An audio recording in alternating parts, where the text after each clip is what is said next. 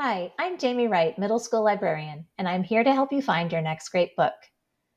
Today's episode of Middle School Book Talks is about books with characters who challenge systems and the status quo.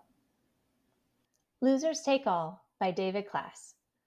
A sports-obsessed principal decides to honor a recently departed coach by insisting that all seniors play at least one sport, and a rebellion begins.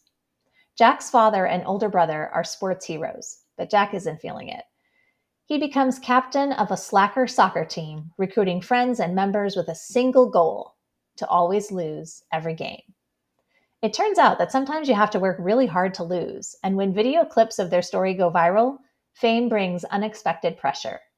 The genius of this book is that it would be so easy to have it be an anti-athlete story, with Jack being resentful of the sports culture and his family members.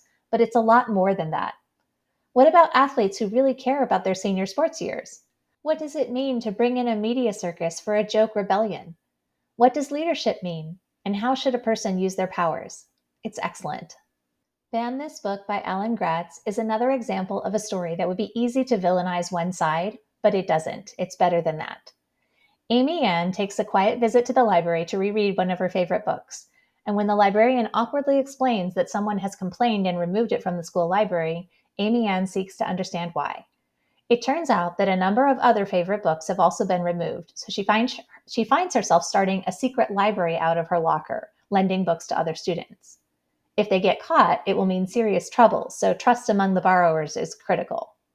When the son of the parent whose complaints have removed the books turns up wanting to read from Amy Ann's collection, she doesn't trust him. I really appreciate how Amy Ann ends up reflecting about this parent. While she's frustrated about the book removal, she sees how this parent volunteers at bake sales and donates money for school equipment and how much she cares about doing the right thing. Amy Ann's advocacy is not that every book is for every reader, but that parents have the right to decide what their own middle grade students are ready to read. Dress Coded by Carrie Firestone.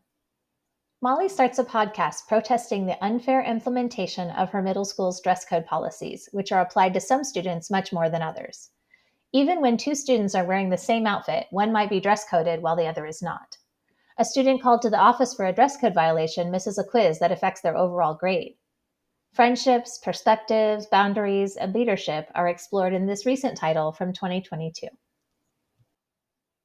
Catherine Called Birdy by Karen Cushman.